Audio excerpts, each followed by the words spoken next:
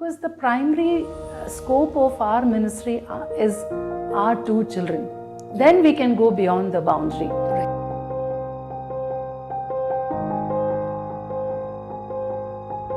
Hello everyone, this is Nadine Porutur from Culture Reformation. So in today's episode, our topic is godly motherhood. And one of the very famous preachers, he once said that I learned more about Christianity from my mother than from any other theologian in England. So motherhood is a gift, it's a calling. And in today's episode is very special because I have a very special guest with me. Her name is Teeny Abraham, and welcome Chechi to this podcast, and we're so glad that you are here with us. And so Chechi, without further ado, why don't you go ahead and introduce yourself to us?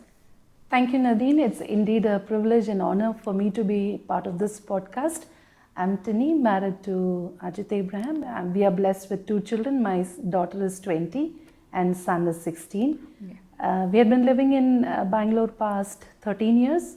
I'm also a teacher by profession, and we are very much involved in youth ministry. Wow, this topic is so special, because I have seen so many mothers in my life and what sacrifices they have made. I think it is beyond. It is like a beautiful calling by God. So there are many mothers whom I know, and in different circles, some of them have given up jobs, some of them have left their work, and they are all at home just to nurture their children in God's word. So what encouragement would you give, mothers in general who have done such a great sacrifice, or I would say who have left behind their dreams and all, just to see to that their children come up in the ways of God? Yes, again, there is always a tussle in the mind of a woman, whether to take the career, to give career the more importance, or raising up children. Right. Bible says children are the heritage from heaven. Yeah. And I feel there is no greater responsibility than taking care and nurturing them in the right values and attitude. Yeah. Yeah, I know of a lot of my friends and my colleagues who quit their job, nice lucrative jobs, just to take care of the small kids. And by the end of the day, you get the greatest satisfaction. Otherwise, you are only worried about your career, minting money and fixing things at home. And when you get into the rut of job, you have to perform your very best, right, and at the cost of your children. Yeah. Yeah. So I don't think I would say it's any woman who's still in confusion whether to prioritize their career or children. I would say it's the children, because this is the greatest gift we have got from God. Yeah. Chechi, I would like to ask you that while bringing up your your two children, did you we have heard the term spare the rod and spoil the child. So Chechi, how was your discipline methods with your two kids, and did it change over the years, from their different phases? How important is disciplining your children? Nadine, I would say punishing and getting the punishment is never a pleasant experience. Yes. Yeah? But at the same time, children at the tender age, they never know what is right and what is wrong. Correct. Yeah. So what we felt is, when at the very tender age, when they go wrong with things, it is we kind of deprive them of their favorite toys or food or some of their playing hours or things like that. And as you said, spare the rod and spoil the child. Yeah. When they grow up a little, when a lot of disobedience come, a little of spanking is, fine. Again, all in love. Yeah. But again, when they come to teenagers stage, it's not the punishment and spanking would work at all. This is one of the toughest phase of their lives as well. There we found counseling and talking to them, having a heart-to-heart conversation helped us a lot. Okay. Otherwise, this is a very rebellious kind of state in a student's life or a child's life. Okay. And especially if you have a boy at home, you cannot impose things on them. Right. Yeah, we really need to understand what's happening in their mind, and we have to just be patient with them. So Chechi, you're saying communicating with your children is very important, right? Very much, very much. In teenagers' life, there's a lot of bodily changes and emotional upheavals going on, and they always think parents are always with no, no, no, and a stick in their hand. Yeah. But that never brings any good to us, and there is a constant fight in their mind and in our mind as well. So what we have understood is give them silent listening, patient listening. Let's be also patient, and above all, be on our knees. We as parents, we have to be on our knees, always praying and asking God for the wisdom, how to talk to them. Is it how important it is for mothers to teach the word of God to their children at home, and bring them up in like the values of Christianity and teach it like from home? Nadine, I would say the best example is Susanna Wesley. Yeah. And in turn, John Wesley turned out to be the reformator of whole of England. Yeah. And while I conceived my daughter Angel and Jerome, my mother said, daughter, when you have the baby in your womb, start praying for them. Yeah, that's the best lesson I learned from my mother, or the best lesson I got from my mother ever. So ever since I conceived my children, I started praying for them. Okay. And once they are out, and once in a while, most of the time when my son comes and opens the door and he says, Mama, I love the sight you being on the mat and praying for us. Yeah. And also whenever we are at home in casual discourse also, we would be, always recounting and recollecting the mercies and the faithfulness God has led us thus far. Right. For them to understand, Correct. What life is. And we have also exposed them to extremes of life, of richness and poverty as well. Okay. At a younger age, when probably once they were 12 to 13 years of age, we would celebrate their birthdays in orphanages or in underprivileged homes, and make them understand the importance of loving and caring them as well. And always, before the end of the day, they could not go to the bed without prayer.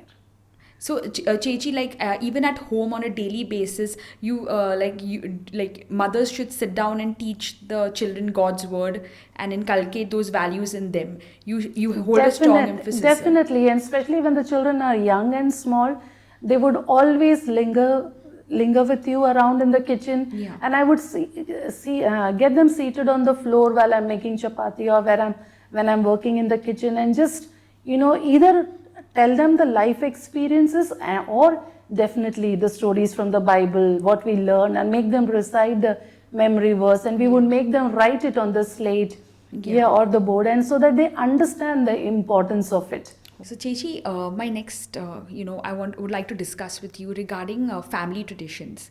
So, as a family, what kind of traditions did you all build, to inculcate Christian values in your children at home? Nadine, as you know, we are part of youth ministry, and Yeah. we had been interacting with a lot of youngsters from years together. What we noticed is children at this age, probably at the teenagers' time, they always run away from the parents, or when they come to college, they think parents do not understand anything. Right. And they stop sharing their heart to the parents. And while we were young parents, we decided we would not do the same mistake. Yeah. We do not want to lose our kids, because the primary scope of our ministry is our two children. Then we can go beyond the boundary. Right. So what we understood is, as they grew up, when they started sharing their thoughts, we actually really started valuing them, taking their thoughts also in the important decisions, like while we were making our house. We wanted, what kind of room did you want, or what kind of structure do you want for our house? Again, when we go for parent-teachers meeting, we never were interested in knowing their marks. My husband in particular was always asking the teacher, how's my son in the class? Does he interact well? We never pushed them into the rat race of excellence. Of course, academic excellence is very important. You know it is. Yeah. There's cutthroat competition everywhere. Right. But what we wanted from both our kids is, having the right attitude with godly principles in mind. Right. The scripture says, train the child in God's word, that even at old age he will not depart from Yes, it. correct. So we have told them, even if you don't score 100 on 100, or you don't stand first in class, it's fine. So we have valued their thought process as well, and at the same time, whatever is right and wrong is being very affirmatively told to them in a curt voice, if at all they go wrong anywhere. there might be many people who are listening right now who have teenage children.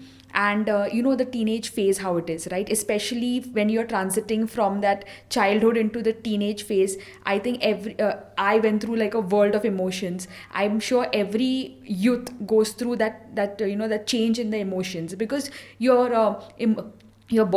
hormones, everything else change at that phase. So some children, they have gone, like they go very badly astray in that phase. And you know, some parents right now might be having a very difficult time handling rebellious kids at home. So as a mother, what would you encourage those mothers who probably have that kind of they're dealing with this really burdensome task and they do not know what to do? Nadine, this teenagers phase is a longer period of time actually, and they're full of questions and doubts in their mind. And as you said, there are a lot of bodily and emotional changes they go through, and they find parents to be someone, you know, they want to run away from. Right. Yeah, and when we are raising them up, when we are training them, they always think parents are they can never understand us. But you won't believe, just a year or back, my daughter came and said, Mama, thank you for raising me well. Maybe at that time they do not understand why we are saying so, why we are doing that. And as I told you, teenagers, we just have to be very patient with them.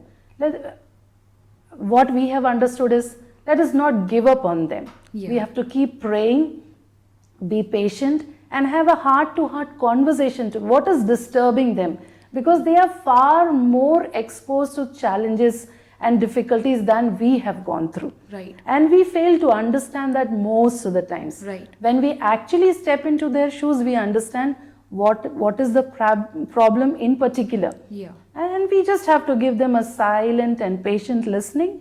And behind the doors, it's the responsibility of the parents to be on our knees, pray for them, you know.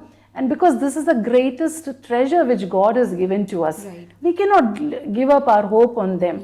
And we have to foresee a brighter future for them. Right. So this is what we have done, and it has helped us thus far. I've seen my own mother, you know, sometimes the household chores can be really draining for a woman, you know, especially even just cooking 3 times a day. It can be so tiring, you know, and there are some mothers who are balancing home, office, some of them are in ministry, some of them are involved in so many things, and they're like just really burdened. So what kind of encouragement would you give, you know, the women who are listening to you right now?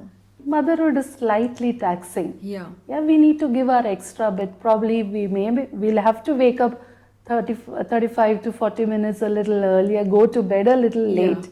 But the end of the day, the satisfaction and joy we get. Because now from my experience, I would say, even if it is simple meal at home, if it is made by me, they say, Mama, it's divine, it's heavenly. And I'm waiting for that one word, you know.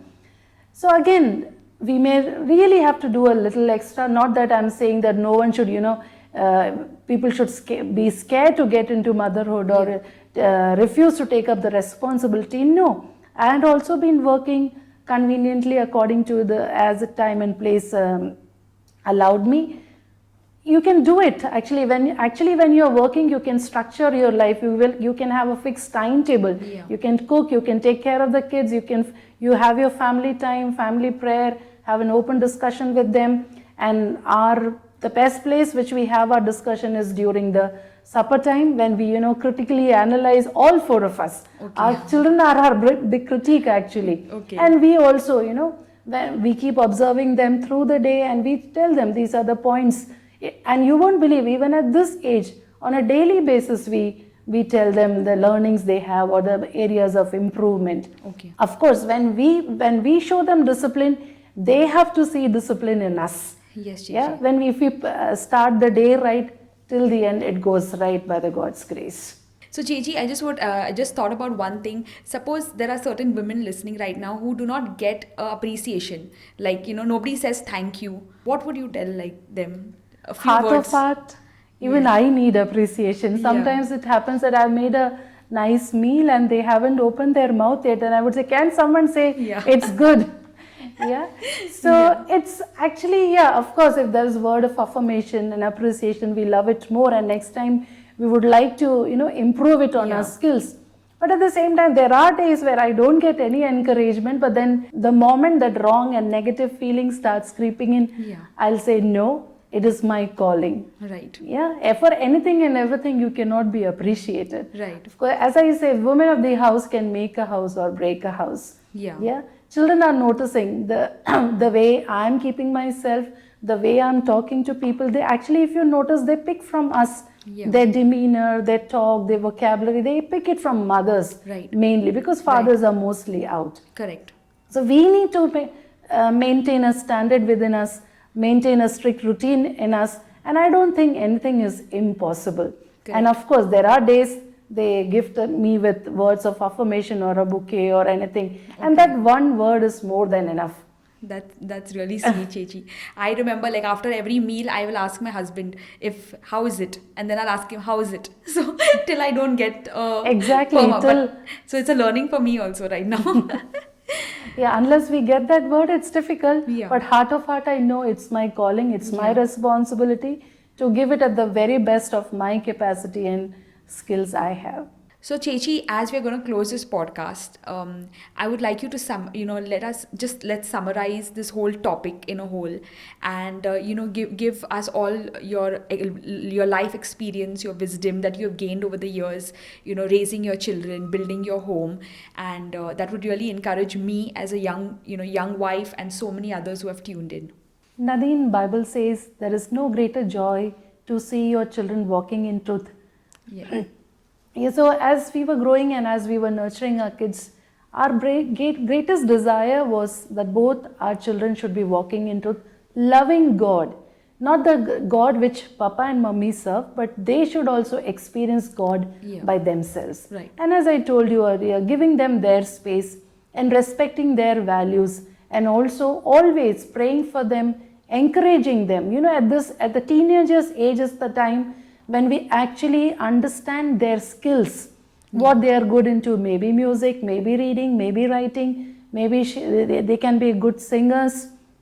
Whatever, it is a parent's responsibility to hone their skills, Yeah. to help them sharpen their skills. Right. And at the same time, we cannot be always standing with a stick around them saying no to everything. Yeah. Let us give them a hearing ears to them.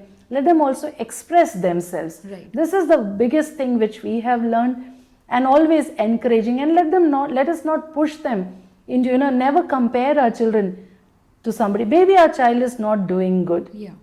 Our child may not be a perfect kid for that matter. Yeah. But as I told you earlier, let's not give up hope on them. Right. God is loving them more than us. Yeah, and He has already designed a plan for them. Right. Why should we abort it in between? Correct. Yeah, so this is the one of the biggest thing which we have learned, and it's an encouragement for rest of the mothers. Just keep praying, do not lose hope, and mother's prayer can change many things in the world. Wow. Thank you, Chechi, so much. So, we have learned so much over this episode, and I think one of the key takeaways is motherhood is a calling in itself. So thank you everybody whoever have tuned in today, and there's a subscribe button below, so if you click on that, you'll get an update on all the regular content that is posted on this site. So thank you everyone, and God bless you, and thank you, Chechi, once again. Thank you, Nadine. Yeah.